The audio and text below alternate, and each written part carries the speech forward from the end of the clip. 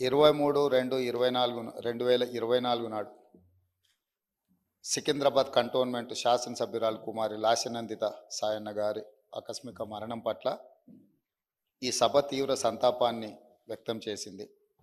ఇలాంటి బాధాకరమైన తీర్మానం నేను ప్రవేశపెట్టాల్సి వచ్చినందుకు నేను చింతిస్తున్నాను.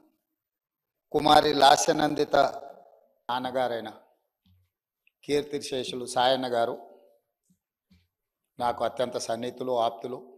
5 సార్లు శాసనసభ్యుడిగా సాయన్న గారు చేసిన ఎనలేని సేవలను దృష్టిలో పెట్టుకొని వారి వారసురాలుగా లాస్యనందితను కంటోన్మెంట్ ప్రజలు వారిని ఎన్నుకోవడం జరిగింది. వాస్తవంగా ఆ కుటుంబము ప్రజలతో ఉన్న సత్సంబంధాలు కంటోన్మెంట్ ప్రాంతంలోనే కాకుండా జిహెచ్ఎంసి పరిధిలో ఎవరిని అడిగినా కూడా ఆ కుటుంబం యొక్క ప్రజలతోనే ఉన్న సత్సంబంధాలు, ప్రజా సమస్యల మీద వారు చేసిన ప్రయత్నాలు ఎవరైనా చెప్తారు. ఆ కంటోన్మెంట్ ప్రాంత ప్రజలకు న్యాయం జరుగుతుంది, మేలు జరుగుతుందని చెప్పి వారు పరితపించారు.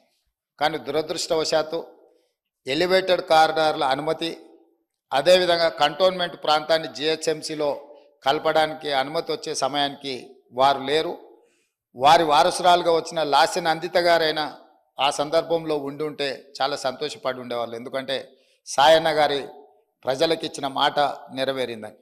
కానీ దురదృష్టవశాత్తు లాస్యనందిత గారు కూడా ఈ కంటోన్మెంటు అత్యంత కీలకమైన సమస్యల పరిష్కార సమయంలో వారు మన మధ్యత లేకపోవడం బాధాకరమైన విషయం.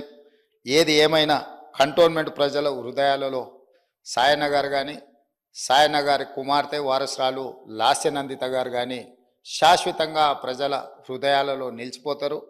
తప్పకుండా వారు ఏదైతే ఆలోచనతోని, ఏదైతే ప్రాంత ప్రజలకు సేవ చేయాలన్న ఆలోచన ఉన్నదో, మిగిలిపోయిన పనులు ఉన్నాయో అవన్నీ ప్రభుత్వం తప్పకుండా పూర్తి చేస్తుంది.